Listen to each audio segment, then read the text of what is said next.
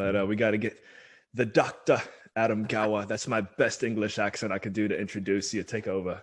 All right. Hey, thanks so much. Thanks so much for having me on this fabulous webinar, Adam and Fletcher. Really appreciate it.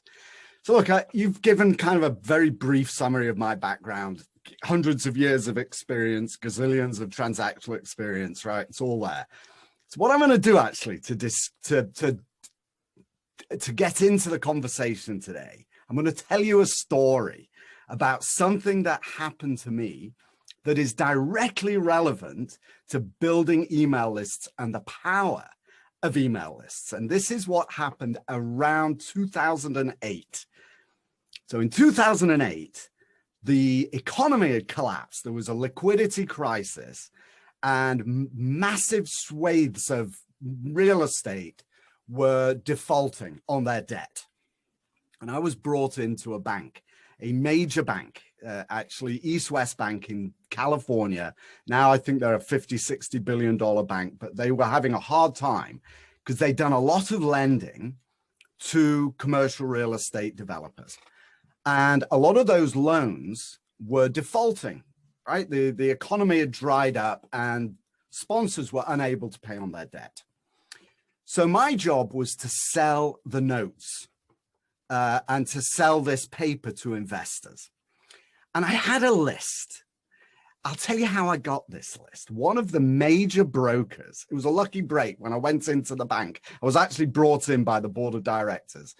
One of the major brokers during this period of panic made a big mistake and sent out an email, but instead of putting their entire list into the BCC column, put it into the CC column. So suddenly I had this list of about 5,000 investors and I thought, what can I do with that? Right? So I've got this impossible task to deal with. So I started sending blasts to this list with these lists of notes that I was selling. And this is what happened. I would send out this, I mean, apart from the fact that nobody actually believed that I was going to be selling anything, it was a whole different, they all thought banks were full of it, but I really was selling stuff. What happened was that when I sent out 5,000 emails, sitting at my desk, I received hundreds of replies, all wanting more information. It was completely overwhelming and impractical to deal with. So I built automated systems. They were kind of like having a hand-cranked automated system. But what I did was I pre-wrote the responses. If somebody came back and said, yes, I'm interested, I had a script that said, okay, thanks for your response. Here, I need you to sign this confidentiality agreement.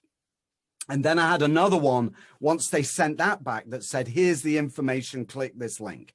And then if they came back and said something else. So I had this series of emails that when I got these hundreds of emails, when I sent out a blast, I had these, I would sit there and I would just copy and paste, reply, paste, reply, paste. And I'd sent them out. I did this automatically. Or not automatically, I did it manually. But basically, I was the manual component of an automated system.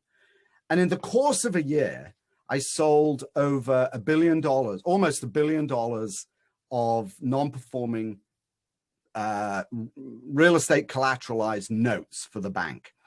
And what I learned from that was the absolute power of emails, of having an email list. I cannot imagine. I'm going to preempt your first question, Adam. I'm sorry to do it. Your first question is, why do we need an email list? The simple answer is, how the heck else would you do it? Right? I can't imagine any other way of doing it, to be honest with you. Anyway, so that's my story. I built automated systems that I hand cranked to do a lot of business. And that's how I've come to love email, basically.